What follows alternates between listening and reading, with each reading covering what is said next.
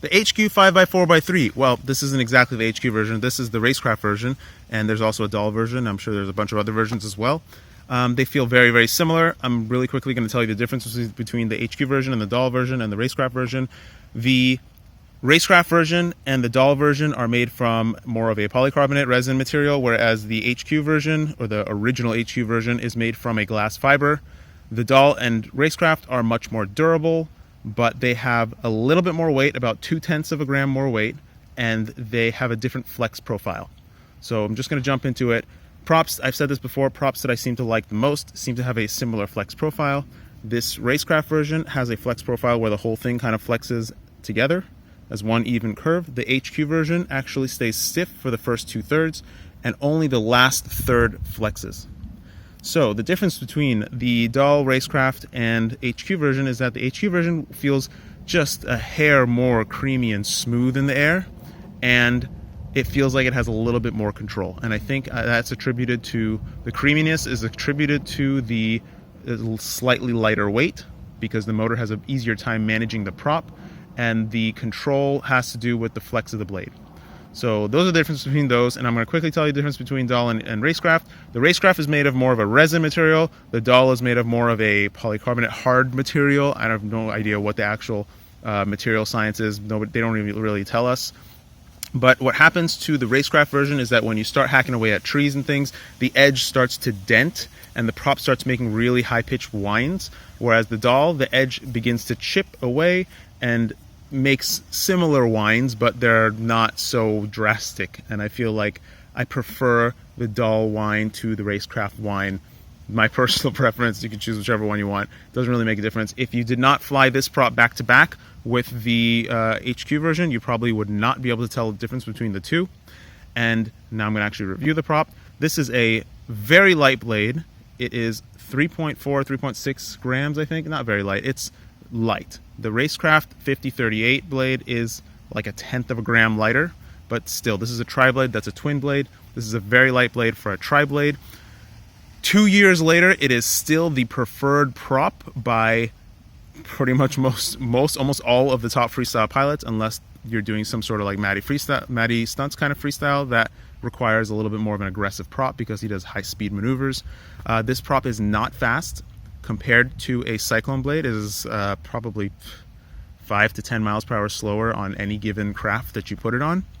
It has excellent feel in the air, which I believe is attributed to the light weight of the prop, and it's not particularly efficient. I mean, if you look at the blade, it's very rudimentary. It has no vortex management at the end of the blade. The profile of the blade is, I mean, it does have a scoop. It does taper off at the ends, so it does have some kind of science behind it. But for the most part, I don't really think this is a highly engineered blade. I don't consider it a highly engineered blade. It looks very rudimentary. There's nothing real special about it.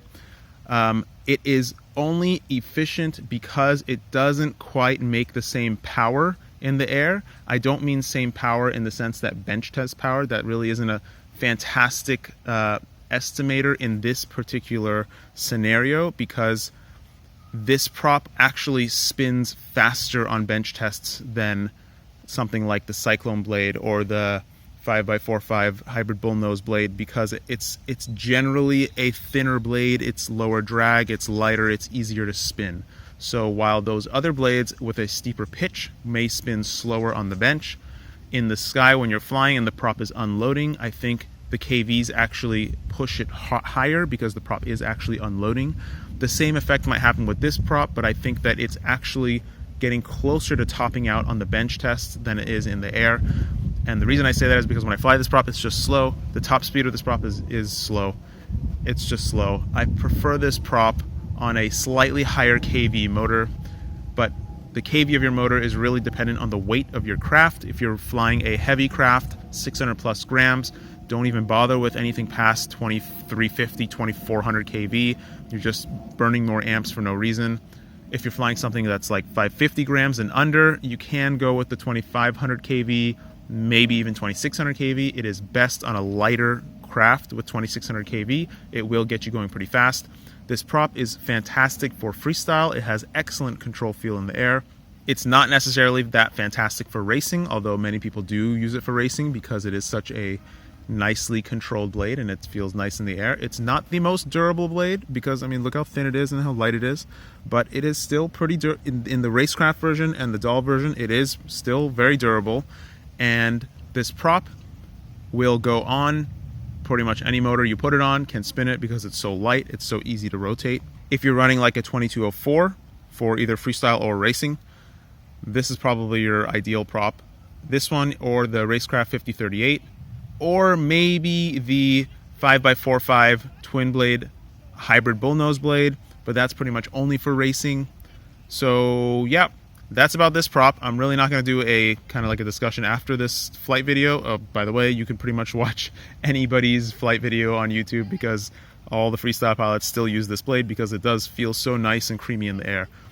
The reason why I believe that people have not switched from this blade, steel is a different story, but other freestyle pilots haven't really switched from this blade so much. I mean, some prefer other blades and the Racecraft blade, but the reason I think is because we do not have any other options of a very light blade that is very well controlled by the motors and gives you any different kind of control feel or thrust feel in the air. This is pretty much the only blade. There's nothing in the market that rivals this blade. So now I'm going to show you some flight video, and you can watch everything else on YouTube. Bye-bye.